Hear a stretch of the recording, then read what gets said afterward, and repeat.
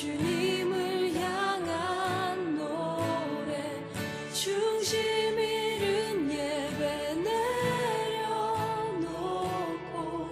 이제 나 돌아와 주님만 예배해요. 인생을 살아가는 동안 하나님을 만나는 것이 삶의 우선순위에 있다면 그것은 참으로 복이라고 할 수 있습니다. 잠언 8장 17절을 읽어봅니다. 시작.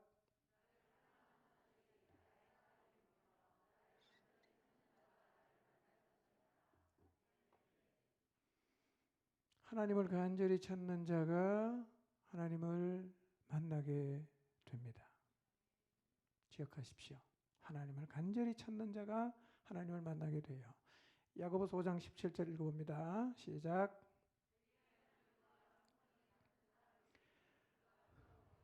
간절히 기도한 즉 3년 6개월 동안 땅에 비가 오지 아니하고 북왕국 이스라엘 나라가 하나님 말씀을 계속 순종하지 않아요. 아합 때 엘리야가 하나님 앞에 기도합니다. 하나님을 무시하고 우상을 숭배하는 이 나라가 하나님이 살아계신다는 사실을 기억하고 하나님께로 돌아오도록 하나님 이 땅에 우로를 멈추어 주십시오. 비가 내리지 않게 해주십시오라고 간절하게 기도했어요. 얼마 동안 비가 났어요? 3년 6개월 동안 비가 났다. 이런 얘기입니다. 하나님의 뜻이 이루어지기를 사모함으로 간절하게 드리는 기도를 하나님은 응답하십니다. 그러므로 이 크고 놀라우신 하나님 앞에 나가서 간절하게 드리는 기도가 공동체 안에서 끊이지 않아야 합니다. 지난주에 하나님께서 우리 공동체에 응답해 주시기를 사모하는 10가지 기도 제목을 제가 드렸습니다. 우리가 간절히 기도하면 반드시 그 기도 응답을 보게 될 것이고 하나님께서 그 기도에 응답하시면 우리 안에 엄청난 일이 일어날 것입니다. 그 기도의 응답을 볼 때까지 계속 기도의 자리에 서시기를 바랍니다. 하나님의 약속을 붙잡고 기도하라고 이사야 선지자가 도전하고 있어요. 이사야 62장 6절에서 9절 말씀인데요. 한 절씩 살펴보겠습니다. 6절을 한번 읽어볼까요? 시작. 예루살렘아, 내가 너의 성벽 위에 파수꾼을 세웠다. 그들은 밤이나 낮이나 늘 잠잠하지 않을 것이다. 주님께서 하신 약속을 늘 주님께 상기시켜 드려야 할 너희는 가만히 있어서는 안 된다. 늘 상기시켜 드려야 한다. 그냥 슬쩍 지나가면 모르는데 자세히 보면 내가 너의 성벽 위에 파수꾼을 세웠다 그랬어요. 파수꾼 한 명 있죠. 그 다음에 밑에 보면 주님께서 하신 약속을 늘 주님께 상기시켜 드려야 하는 너희가 있어요. 이 사람은 누구일까? 언뜻 보면 두 사람을 얘기하는 것 같아요. 파수꾼이 따로 있고 주님이 하신 약속을 늘 상기시켜 드려야 되는 사람이 있어 보이는데 사실은 이 두 사람이 한 사람이에요. 한 사람. 그래서 쉬운 말 성경은 이렇게 번역을 했어요. 읽어보겠습니다. 시작.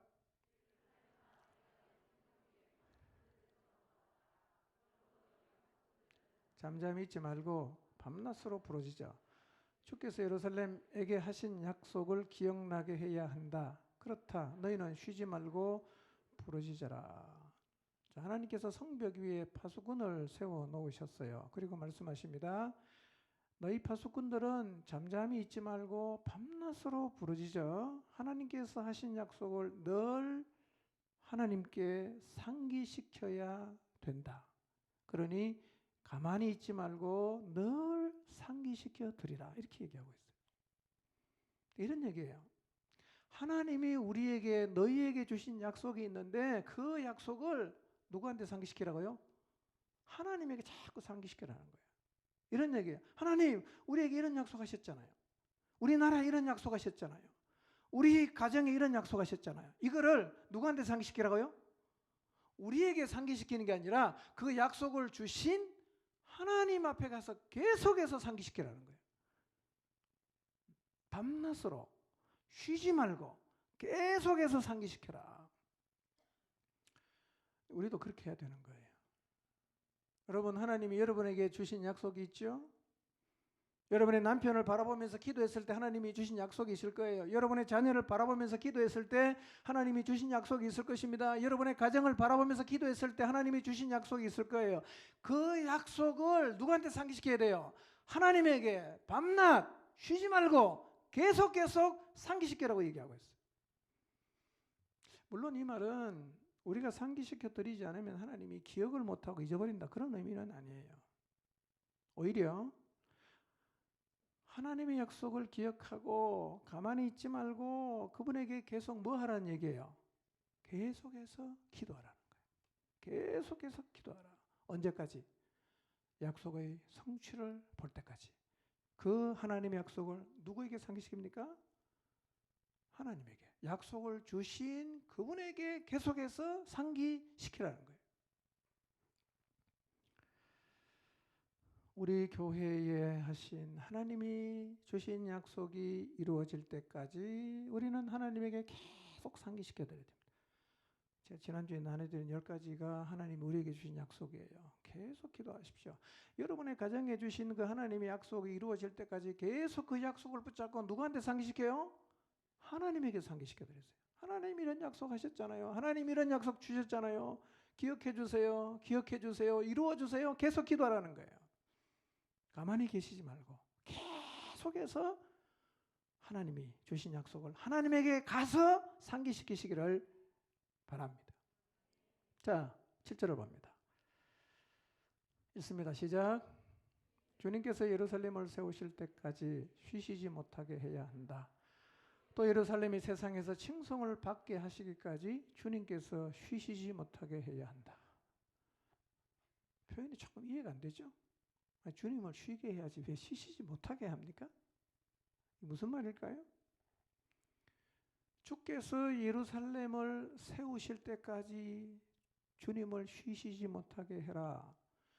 예루살렘이 세상에서 칭송을 받게 될 때까지 주님이 쉬시지 못하게 해야 한다고 말씀하고 있습니다.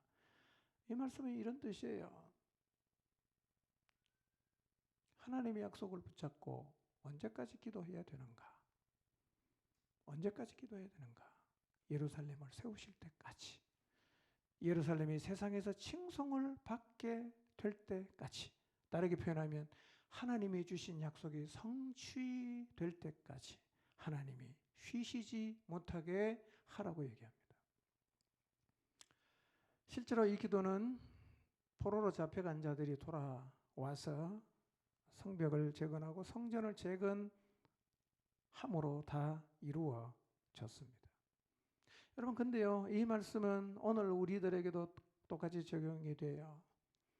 우리도 하나님께서 우리 교회를 세우실 때까지 우리 교회가 좀 더 폭을 넓히면 한국 땅에 있는, 이 땅에 있는 모든 교회가 존경을 받고 이 세상에 하나님을 보여주는 자리에 서게 될 때까지 우리도 주님께서 쉬시지 못하게 해야 합니다. 표현이 조금 어색해요. 왜 주님을 쉬시지 못하게 하라고 반복하고 있는가? 이 말의 의미는 정말 주님을 쉬지 못하게 라는 의미가 아니라 그 하나님에게 끊임없이 기도하고 탄원하라는 말이에요. 끊임없이 기도하고 탄원해라. 자, 하나님이 쉬지 못하게 아까 했던 말 또 하고 어제 했던 말 또 와서 또 기도하고 또 와서 또 기도하면 하나님이 귀찮지 않을까요? 야, 알았다, 제발 그만해라. 하나님 이렇게 말씀하실까요?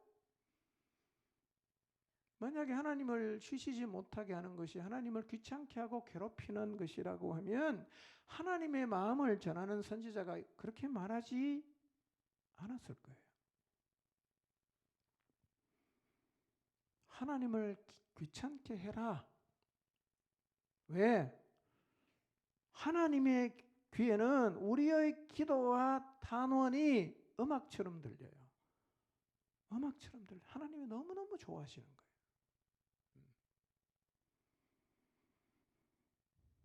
하나님이 쉬시지 못하게 계속해서 기도하시고 계속해서 탄원하시기를 바랍니다.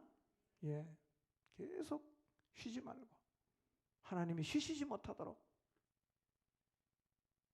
기도하시길 바랍니다. 8절을 보겠습니다. 읽습니다. 시작. 곧 그의 능력 있는 팔을 들어 맹세하셨다. 내가 다시는 내 곡식을 내 원수들의 식량으로 내주지 않겠다.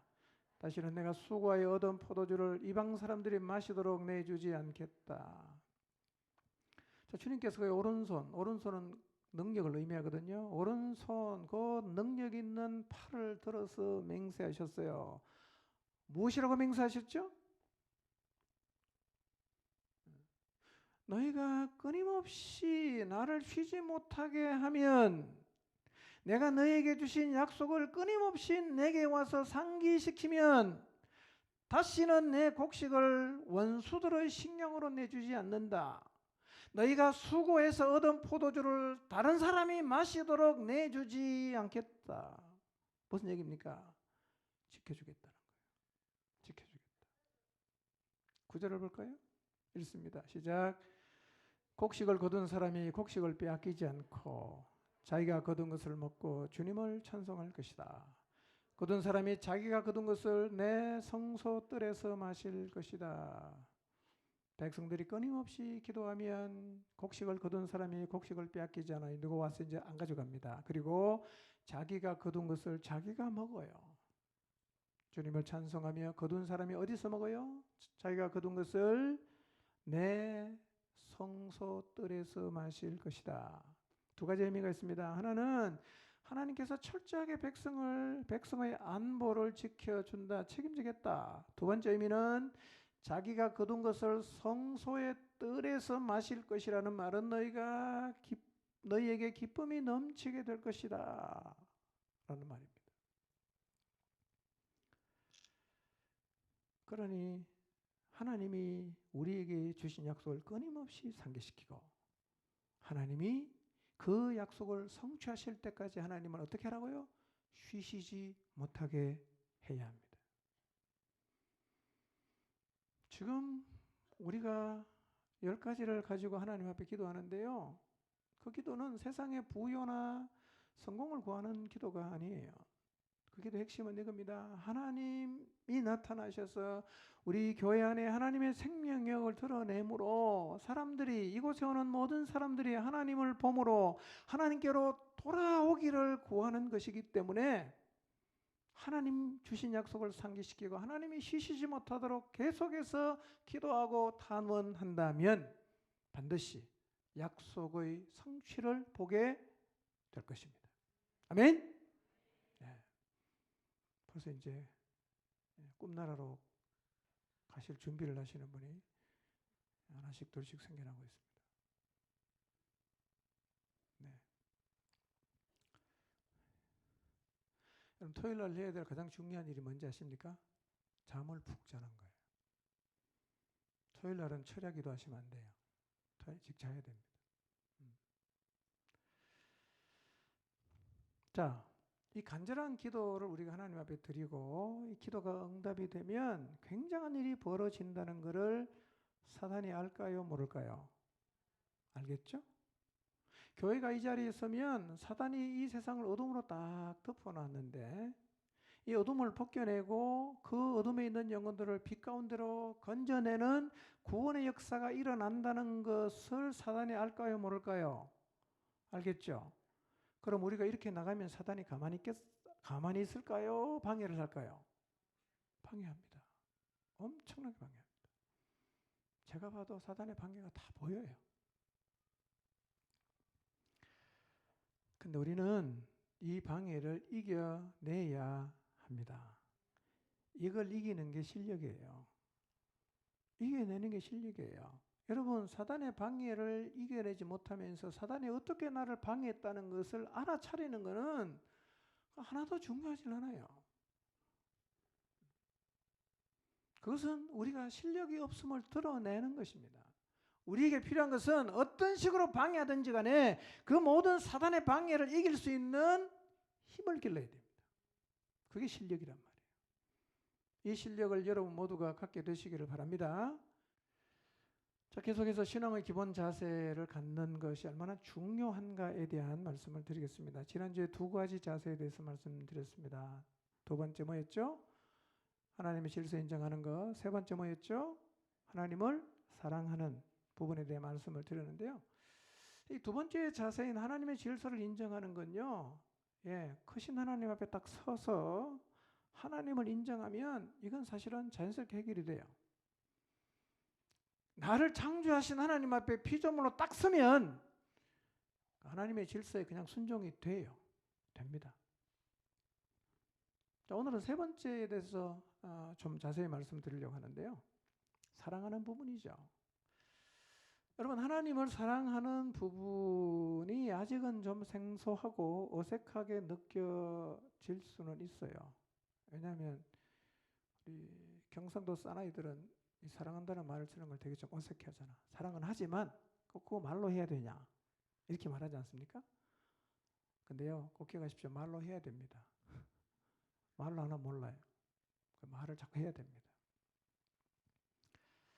근데 하나님을 사랑하는 것이 어색한 게 아니에요. 지금도 우리는 관계 안에 있는 사람에게는 사랑을 느끼고 고백하고 표현하는 것을 어색해하지 않거든요. 부모의 관계, 부부 관계, 부모 자식 관계, 연인의 관계에서 우리는 자연스레 사랑을 느끼고 이미 다 표현하면서 살아가고 있습니다. 그러니까 하나님과 사랑을 주고받는 것도 잘 핵심은 뭐냐면 관계 안에 있는 거예요. 관계 안에 있으면 사랑을 나누는 게 자연스러워지는데, 그러니까 하나님을 사랑하며 사는 삶은 연습을 해야 됩니다. 뭘 연습해야 되느냐면 하나님하고 나하고 관계 속에서 사랑을 주고받는 것을 연습하는 것보다, 이것도 물론 하면 좋지만 더 중요한 것은 하나님과의 관계 안에 사는 것을 연습해야 돼요. 그럼 이런 거예요. 지금 여러분 곁에 우리 주님이 같이 계신다는 걸요. 내가 차를 운전해 갑니다. 내가 혼자 가지만 누가 같이 계신다? 주님이 함께 계신다. 내가 굉장히 어려운 일을 겪고 있어요. 그렇지만 나는 누구랑 같이 있다? 주님과 같이 있다라는 사실을 자꾸 연습을 해야 돼. 그걸 확인하는 것을 연습할 필요가 있어요. 그러니까 사랑을 주고받는 연습보다 더 우선돼야 되는 연습이 뭐냐면 내가 하나님과의 관계 안에 살고 있다는 것을 자꾸만 인식하고 확인하는 걸 연습해야 되는 거예요. 내 안에 주님이 계신다. 부활하신 주님이 내 안에 계신다. 진리 가운데로 인도하시는 성령님 내 안에 계신다. 임마누엘 하나님이 나와 함께 계신다. 이렇게 계속 이제 인식하는 게 중요하죠. 자, 이런 맥락에서 우리가 하나님에게 한번 사랑을 고백해 보겠습니다. 주님이 지금 내 안에 계시고 내 곁에 계십니다. 사도행전 2장에 보면 그가 내 안에 계시고 내 우편에 계신다 그랬어요. 내 앞에 계시고 우편에 계신다 이렇게 말하고 있습니다. 자, 여러분 앞에 지금 주님이 계신다고 생각하시기 바랍니다. 여러분 안에 주님이 계십니다. 생각하십시오. 그러면서 그 주님에게 사랑을 고백해 보는 거예요. 화면에 글이 띄워질 겁니다. 그런데 그걸 그냥 읽으면 안 돼요. 나와 동행하시면서 지금도 내 삶을 인도하시는 그분을 인식하면서 고백하는 겁니다. 여러분, 읽는 것하고 고백하는 것의 차이를 아시겠죠? 사랑 고백을 책 읽듯이 합니까? 그렇게 안 하죠? 사랑은 고백으로 하는 거지 책 읽듯이 하는 게 아니거든요. 그러니까 지금 이제 띄워지는 글을 책 읽듯이 읽지 마시고 내 옆에 계시고 내 안에 계시는 그분에게 고백하듯이 한번 사랑을 고백해 보겠습니다. 자, 첫 번째. 자, 하겠습니다. 시작. 하나님 사랑합니다. 나를 귀하게 여겨 주셔서. 읽지 말고 그분에게 말하는 거예요. 그분을 생각하면서. 두 번째. 시작. 하나님 사랑합니다. 나를 기다려 주셔서. 세 번째. 시작. 하나님 사랑합니다. 내 삶을 세심하게 보살피시고 은혜로 이끌어 주셔서. 네 번째. 하나님 사랑합니다. 나의 실수를 용납해 주시고 여전히 사랑해 주셔서. 다섯 번째 시작. 하나님 사랑합니다. 우리 공동체를 선하게 이끌어 주셔서, 우리 목장을 선하게 이끌어 주셔서 주님 사랑합니다. 한 개만 더 하겠습니다. 이건 여러분의 고백이에요. 뭐 때문에 여러분 주님에게 사랑을 고백할 수 있겠는가? 한 가지 생각해 보십시오. 그리고 그분에게 고백해 보시기 바랍니다. 사랑 고백입니다. 시작. 하나님 사랑합니다. 저를 너무 사랑해 주셔서.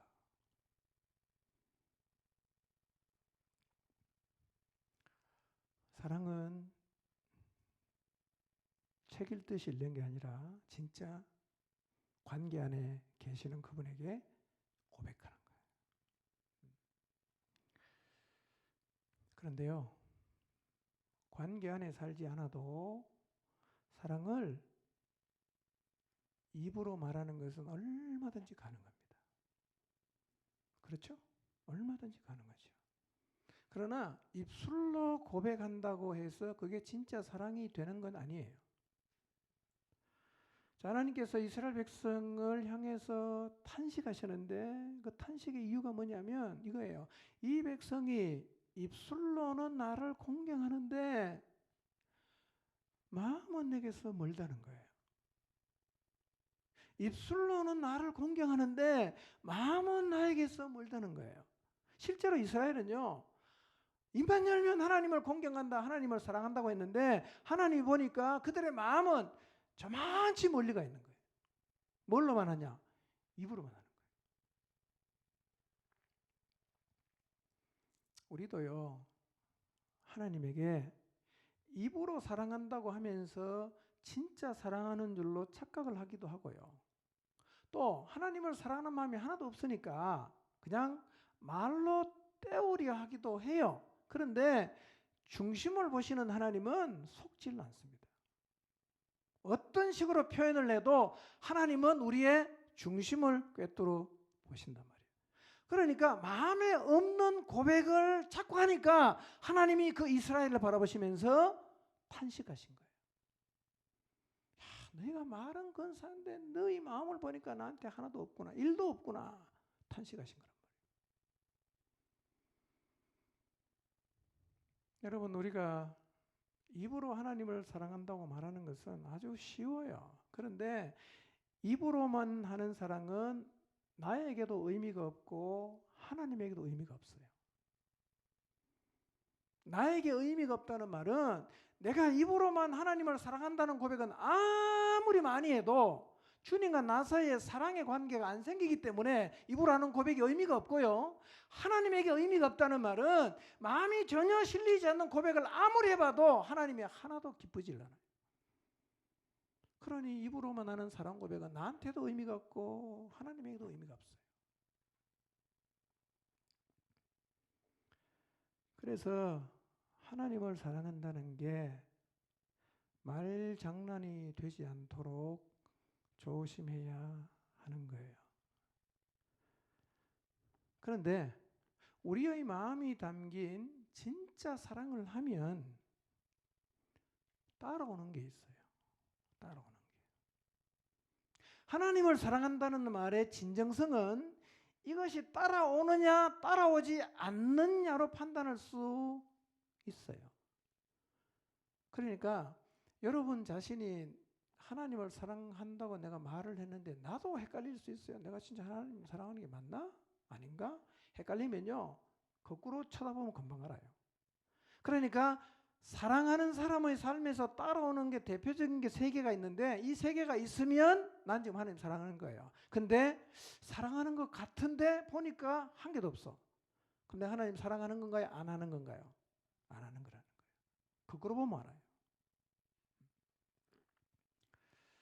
세 가지가 있어요. 세 가지. 내가 하나님을 사랑하는지 그렇지 않는지를 확인할 수 있는, 내가 하나님을 향하여 사랑한다는 말에 진정성이 있는지 없는지를 알 수 있는 시금석 세 개. 첫째,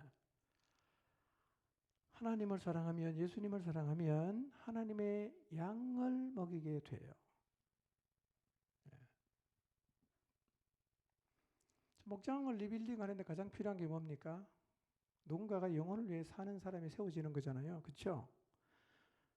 그런데 신앙의 기본 자세를 갖추면 자연스럽게 뭐가 되느냐 하면 하나님의 어린 양을 먹이는 일이 가능해져요. 그러니까 이 기본기만 형성이 되면 목장 리빌딩은 사실은 저절로 돼요. 그냥 돼요. 양을 치는 사람이 안 되는 게 문제지, 양을 치는 사람이 되면 양을 치는 건 어렵지 않단 말이에요. 하나님을 진짜 사랑할 때 어떤 현상이 생기느냐, 그게 오늘 읽었던 본문에 나와 있거든요. 이 본문을 읽지는 않겠습니다. 자, 요한복음 21장 15절에서 17절 말씀을 보면 예수님께서 요한의 아들 시몬에게 하신 같은 질문 3번, 그 다음에 베드로의 같은 대답 3번, 그 다음에 예수님의 같은 부탁이 3번 기록되어 있어요. 질문 3개, 대답 3개, 부탁 3개. 3번 질문은 뭐지요? 네가 나 사랑하니? 물은 거예요. 3번 대답은 뭡니까? 네, 제가 주님 사랑합니다. 3번 부탁은 뭐죠? 그래? 그럼 내 양을 먹여. 내 양을 돌봐. 라는 것이었다는 거예요. 근데요, 이 대화는 상당한 의미가 있습니다. 상당한 의미가 있어요. 여러분, 얼마 후에 성령님이 오심, 그러니까 주님이 말씀하시는 이 시점에서 얼마 후에 성령님이 오셔요. 그러면 이 제자들을, 남겨진 제자들을 통해, 성령 받은 제자들을 통해 이 땅에 예수님을 믿고 따라갈 예수님의 양들이 많이 생겨나요. 근데 그때 예수님이 이 땅에 계시나요, 안 계시나요? 안 계시죠? 예수님은 성령이 오시기 전에 하늘로 가셨단 말이에요. 자, 주님은 가셨고 주님의 양은 제자들을 통해서 많이 생겨났단 말이에요. 그러면 이 주님의 어린 양을 누가 돌봐야 하느냐 하는 거예요. 누가 돌보냐 이거를. 그래서요, 요한복음 21장 15절에서 17절에 있는 말씀은 지금 예수님이 누구랑 얘기해요? 베드로하고 얘기하지만 사실은 이런 얘기하는 거예요. 누가 내 어린 양을 먹일 수 있는가에 대해서 말씀하시는 거예요. 누가 내 양을 먹일 거냐? 그러니 베드로뿐만 아니라 누가 주님의 양을 먹일 수 있는 자격자가 되는지에 대해서 예수님께서 말씀하시고 계신 거예요. 그래서 예수님께서 베드로와 대화를 통해서 자기 자신의 양을 부탁을 했어요. 누구에게 부탁하냐? 이게 원리입니다. 여러분, 주님께서 자기 자신의 양을 부탁하기로 결정한 사람이 누굽니까? 베드로지요. 근데 베드로 한 사람이 아니에요. 누구냐? 예수님을 사랑하는 모든 사람에게 예수님은 자기의 양을 맡겼다는 거예요. 그러니 예수님은 지금 베드로랑 얘기를 하는 것 같지만 사실은 자기의 어린 양을 누가 돌볼 것인지에 대한 원리를 얘기하고 있는 거예요. 누굽니까? 주님을 사랑하는 사람. 그 사람에게 주님의 양을 맡기겠다는 거예요.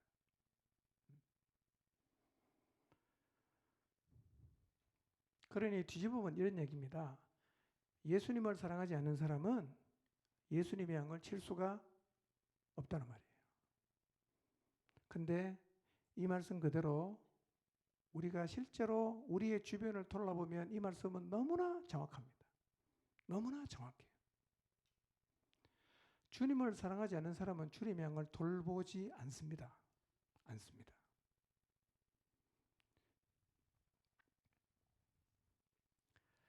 영혼 섬기는 일의 출발이 어딘가? 하나님을 사랑하는 것입니다. 이게 출발이에요. 이거는 원리이기 때문에 어느 시대 누구에게도 똑같이 적용이 되는 거예요. 왜 주님을 사랑하지 않는 사람이 주님의 양을 칠 수가 없을까? 이유가 2개가 있어요. 주님을 사랑하지 않는 사람이 주님의 양을 칠 수 없는 이유가 뭔가? 첫째,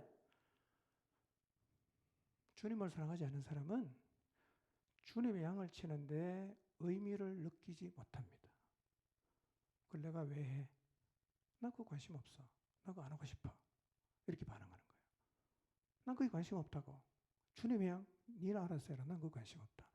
나는 내 인생을 멋지게 살고 싶어 라고 생각을 하기 때문에 주님을 사랑하지 않는 사람은 왜 주님의 양을 치지 못하느냐 하면 첫 번째 이유는 주님의 양을 치는데 아무런 의미도 못 느껴요. 여러분, 의미가 없는 일을 계속할 수 있습니까? 없어요. 없어요. 그래서 주님을 사랑하지 않는 사람은 주님의 양을 못 칩니다. 두 번째 이유는 뭐냐?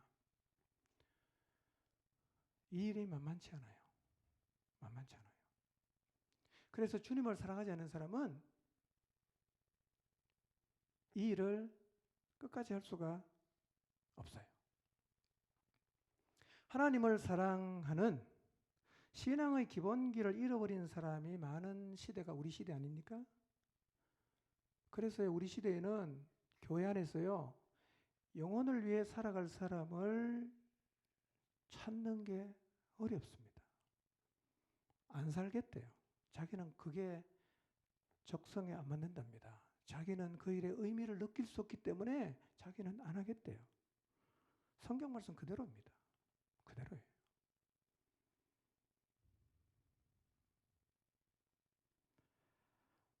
여러분, 누구라도 의미를 느끼지 않는 일에 자기 인생을 줄 수는 없어요. 누구 얼굴을 봐서 한 번은 내줄 수 있지만 인생을 거는 것은 불가능해요. 그렇지만 그럼에도 불구하고 교사를 하거나 목자를 하는 게 우리 교회에서는 절대로 그런 일 없지만 직분으로 생각해서 이 일을 시작할 수는 있어요. 직분이다. 뭐 교사라는 직분을 맡았으니까 내가 해야지 시작할 수 있어요. 그런데 의미를 느끼지 못하고 시작하면 가다가 조금만 힘이 들잖아요. 그러면 조용히 내려놓습니다. 그리고 다시는 안 합니다. 안 한다고. 힘들어 못하겠다고. 이건요, 의미를 느끼지 못하는 사람에겐 당연한 반응이죠. 뭐 의미가 없는데 그거 왜 하겠어요?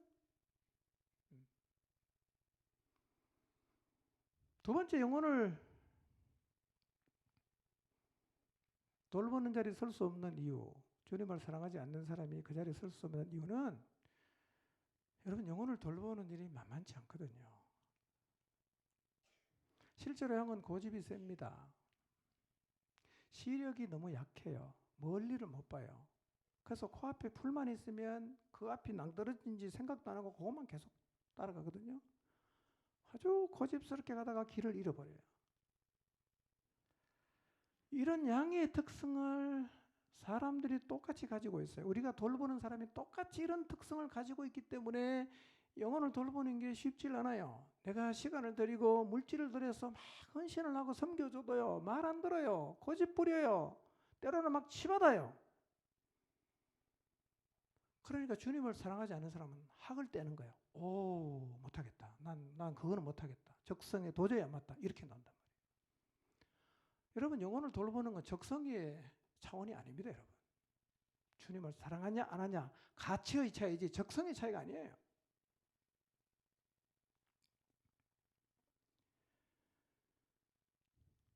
주님의 양을 치려고 하면 그래서 먼저 그 양을 치는 게 내게 의미 있는 일로 다가와야 돼요. 내가 감히 이런 일을 하는 자리에 부르심을 받다니 너무 감사하다, 황송하다. 내 인생 들여서 주님의 양을 내가 열심히 치겠다 이래야 되거든요. 근데 의미를 못 느끼는 사람은 양을 못 치죠. 두 번째로는 양을 치려면 만만치 않은 상황을 이길 수 있어야 돼요. 근데요, 정말 주님 사랑하는 사람은요, 어떤 일을 겪어도 울면서 하나님 앞에 나가서 기도하고 나가는 한이 있어도 포기하지 않습니다. 계속합니다. 이유가 뭐냐? 주님의 사랑이 내 마음에 부어지니까요, 계속 달려갈 수 있는 힘이 생기는 거죠.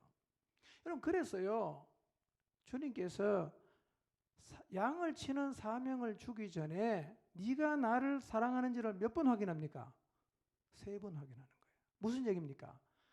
이 길은 나를 사랑하지 않는 사람은 갈 수 없는 길이야. 너 정말 나 사랑하니? 네, 내 양을 쳐. 아니, 근데 너 정말 나 사랑하는 거 맞니? 네, 내 양을 쳐. 한 번 더 묻자. 너 정말 나 사랑하니? 내 양을 쳐라. 이 말은 주님을 사랑하지 않는 사람은 절대로 주님의 양을 칠 수가 없다는 얘기입니다. 그리고 이것은 우리의 사역의 현장에서 무수하게 경험하는 거예요.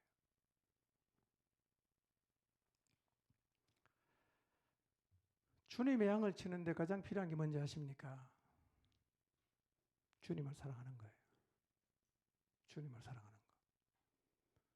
만약에 여러분 사명을 가지고 부름을 받아 그 자리에 서서도 주님을 향한 사랑이 식어지거나 주님의 사랑이 내 영혼에 공급이 안 되면 틀림없이 휘청거리는 거예요. 어디로 가야 됩니까? 주님께로 다시 가야 돼요. 그 사랑을 다시 확인해야 돼요. 원래 우리는 사랑이 없는 사람이잖아. 부어져야 돼요.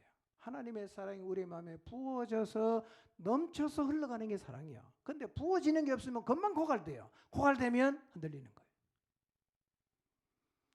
영혼을 섬기는 그 사역의 자리에서 상황이 힘들기 때문에 여러분의 사명이 흔들리고 있다면 다시 주님을 사랑하는 자리로 나가시기를 바랍니다. 거기 가면 받을 수 있어요. 거기 가면 얻을 수 있어요. 엄청난 에너지입니다.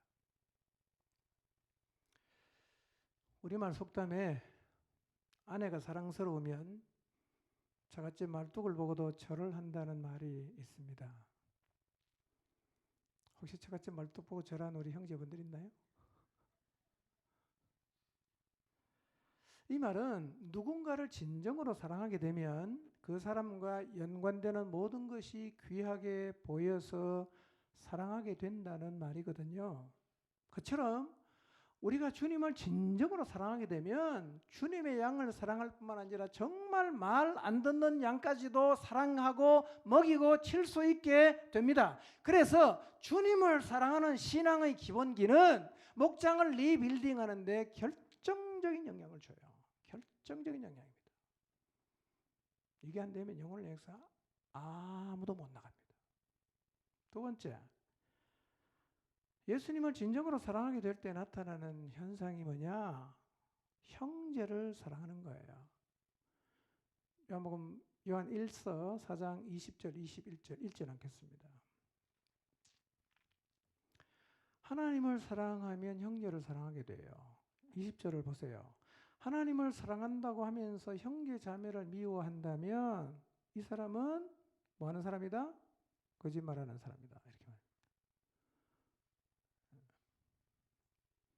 눈에 보이는 형제를 사랑하지 못하는 사람은 눈에 보이지 않는 하나님도 사랑할 수 없다고 말합니다. 여러분 꼭 기억하십시오. 하나님 사랑과 형제 사랑은 붙어 있는 거예요. 따로 노는 게 아니라 붙어 있어요. 그러니까 하나가 되면 두 개가 다 반드시 되게 돼 있어요.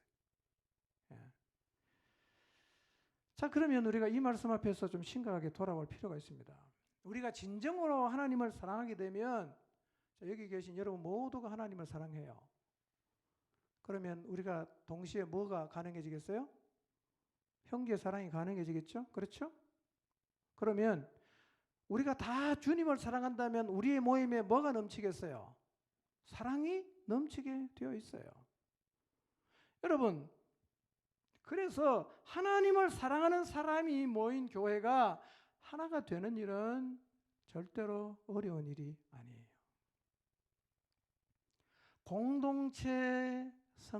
교회의 공동체성을 회복하는 일은 모인 구성원들, 신자들 모두가 하나님을 사랑하면 이것은 어려운 일이 아니란 말이에요. 그러니 주님을 사랑하는 기본기를 갖추면 그 기본기를 갖춘 사람이 모인 그 목장은 공동체성은 저절로 회복되게 되어 있어요. 왜 이게 안 되냐? 주님을 사랑하지 않기 때문에 안 되는 거예요.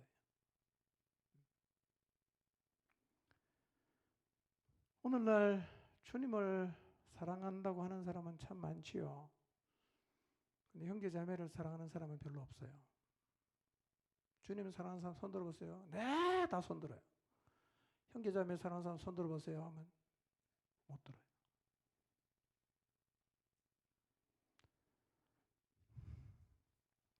주님 사랑한다고 말합니다. 형제를 용서 못해요. 내 눈에 흙이 들어가기 전까지 나 너 용서 못한다. 주님 사랑한다고 말해요. 마음에 안 드는 형제는 절대로 못 품어요. 여러분 여기서 형제라고 하니까 꼭 남자만 의미하는 건 아닙니다. 그래서 어떤 번역은 형제 자매라고 아예 번역해놨어요. 주님을 사랑해요. 말해요. 입만 열면 형제를 헐뜯어요. 주님을 사랑한다 그래요. 형제를 시기합니다. 미워해요. 반목합니다. 마음에 안 들면 갈라서 버립니다. 그래도 돌아서서 말합니다. 나 주님 사랑한다고. 그래서 주님이 탄식하신 거예요. 야, 너 입으로는 뭐든지 다 잘하는데 내가 너희 마음 보니까 다 거짓말이네. 탄식이죠. 하나님 사랑하십니까? 뭘 보고 얘기해야 돼요? 형제 사랑하는 걸 보고 하나님 사랑한다고 말해야 돼요. 붙어있기 때문에. 근데 하나님은 사랑한다고 우기면 확인할 길이 없잖아. 근데 뭐는 확인할 수 있어요? 형제를 사랑하는 거 확인할 수 있잖아. 그러니 확인할 수 있는 걸 가지고 확인할 수 없는 것을 확인해야 된단 말이에요. 여러분 정말 형제를 사랑하십니까? 그럼 여러분 하나님 사랑하는 거 맞아요. 근데 여러분 아무리 여러분이 입을 열어서 근사하게 부드러운 목소리로 감정을 실어서 주님 사랑한다고 눈물을 흘려도 형제를 사랑 안 하면 그거 다 거짓말입니다. 그 쇼하는 겁니다. 형제 사랑하십니까? 그 말이 주님 사랑하십니까? 라는 말과 똑같은 질문이에요.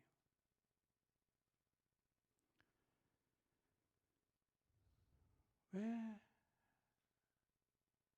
사랑하지 못할까? 왜 형제를 사랑하지 못할까요? 사랑이 식어서 그렇죠. 성경도 말합니다. 마지막 때가 되면 불법이 성해져서 많은 사람의 마음에서 사랑이 식어질 거다. 이렇게 말씀을 하셨어요. 마태복음 24장 12절을 볼까요? 읽습니다. 시작. 많은 사람의 사랑이 식어지리라. 예, 정말 그렇습니다. 우리 시대는 사랑이 식었어요. 여러분 그래서 교회를 세워가는 네 번째 원리가 뭐였어요? 교회는 뭘로 세워진다고요? 사랑으로 세워지는 것입니다. 사랑으로 세워지는 것이에요.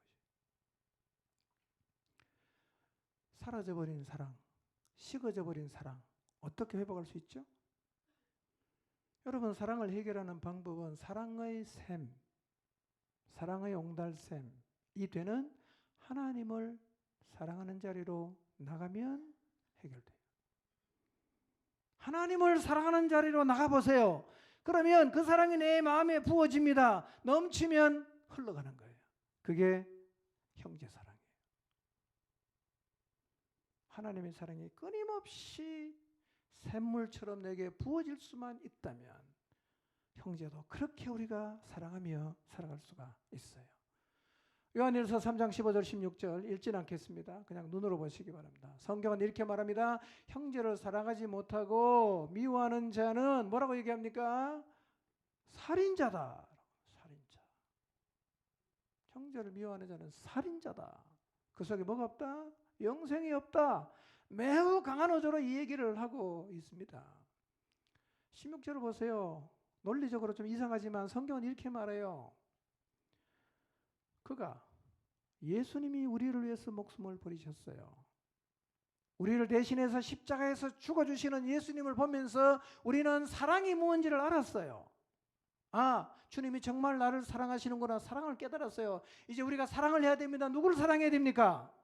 예수님을 사랑해야, 내게 사랑을 목숨 드리면서 주신 그분을 사랑하는 게 논리적으로 맞는데 성경은 이렇게 말하잖아요. 십자가에 죽으신 예수님 통해서 사랑을 알았니? 그럼 이제 너는 누구를 사랑해라? 형제를 위해서 목숨 바쳐 사랑하라. 이렇게 말하는 거예요. 그분의 사랑을 받았으면 그분을 사랑하라고 말하지 않고 형제를 사랑하라 이렇게 말하는 거예요. 흘러가야 된단 말이에요. 형제를 사랑하십니까? 자매를 사랑하십니까? 여러분의 목장 식구를 사랑하십니까?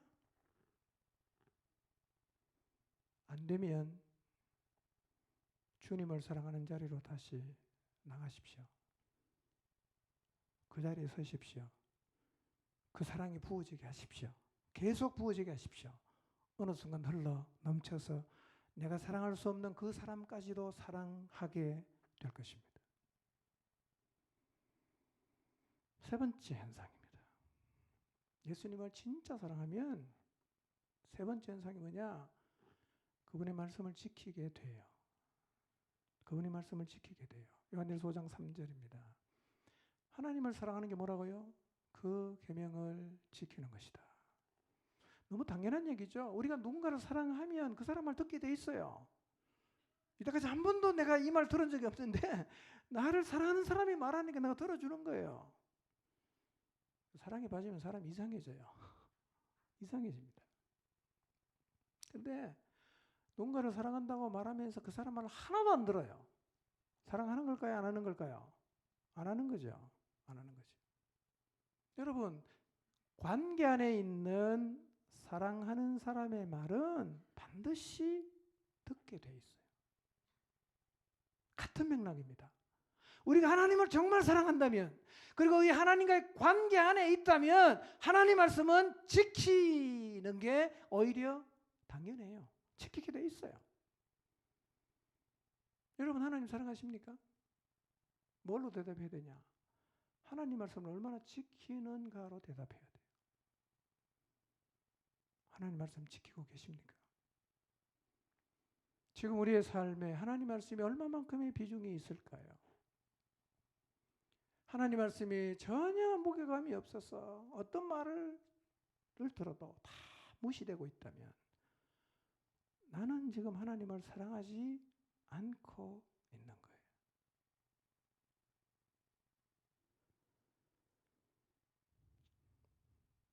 순종은 사랑에서 나옵니다. 사랑하는 사람의 말은 지키게 돼요.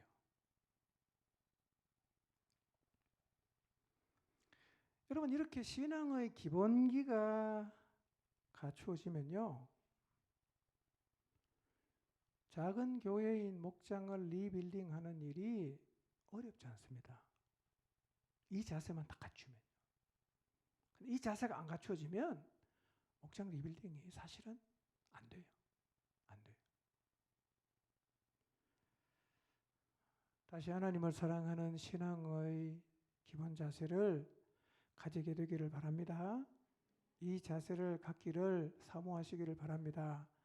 자, 제가 지금 몇 주째 계속 말씀드리는데요. 큰 그림을 하나 그려드리겠습니다. 이런 겁니다. 제일 먼저는 본질에 직면해야 됩니다. 이게 출발이에요. 본질에 직면하세요. 하나님은 창조주, 나는 피조물. 이게 본질이에요.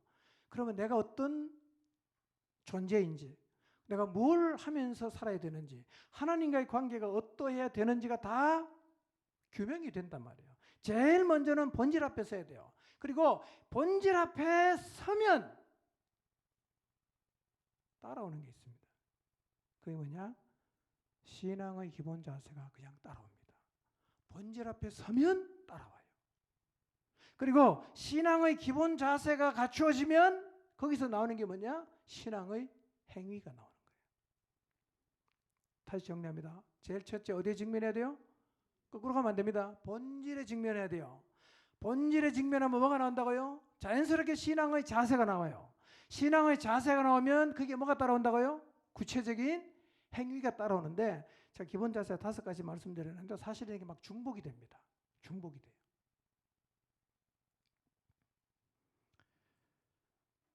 그래서요, 신앙의 기본 자세와 행위는 구원받은 사람에게만 나올 수 있어요. 사실 오늘 설교는 예수님 안 믿는 사람이 별로 해당이 안 되는 설교예요. 뭔 말인가? 이해가 안 될 거예요. 당연히 하나님을 향한 그 사랑을 고백하는 일도 누구만 할 수 있어요? 구원받은 사람만 할 수 있어요. 구원받은 사람. 다시 순서. 첫째 뭐죠? 본질. 본질에 직면하고. 그러면 뭐가 나온다? 자세가 나온다. 그럼 뭐가 따라온다? 행위가 나오는 거예요. 나오는 거예요. 그래서 이 출발이 되는 본질 앞에서 본 적이 없는 사람, 다시 말하면 하나님을 제대로 만나보지 못한 사람에게는 신앙의 자세가 안 나와요. 신앙의 자세가 안 나오는 사람에게 신앙 행위는 절대로 안 따라옵니다. 첫 번째 원인이 발생하지 않으면 두 번째, 세 번째 결과는 안 나오게 되어 있습니다. 그럼 뭐부터 해야 됩니까? 첫 번째부터 시작이 돼야 됩니다. 이게 뭐예요? 예수님 믿는 것이고, 이게 구원받는 것이고, 이게 하나님을 만나는 거란 말이에요. 이게 출발입니다. 그러므로 항상 어디부터 써야 돼요? 본질 앞에 매일매일 써야 됩니다. 매일매일. 여기가 에너지원이에요. 여기 딱 서면 5개가 쭉쭉 나와요. 계속 나오면 행위가 다 따라오게 되어 있습니다. 자, 오늘 말씀을 정리합니다. 하나님이 주신 약속을 계속해서 상기시키시기를 바랍니다. 이게 본질에 해당되는 겁니다. 하나님이 주신 약속이 이루어질 때까지 하나님이 쉬시지 못하게 하는 일을 계속 하십시오. 이게 본질에 해당되는 거예요. 그러면 이거 계속 쓰다가 보면 어떤 일이 가능해지느냐? 하나님을 사랑하는 신앙의 기본 자세를 갖추는 일이 가능해져요. 그리고 이것이 가능해지면 형제를 사랑하는 일도 되고, 양을 치는 일도 되고, 하나님 말씀을 순종하는 자리에 서는 것도 가능해져요. 왜냐하면 본질에서부터 에너지가 계속 나오면 이게 계속 흘러가게 돼 있단 말이에요.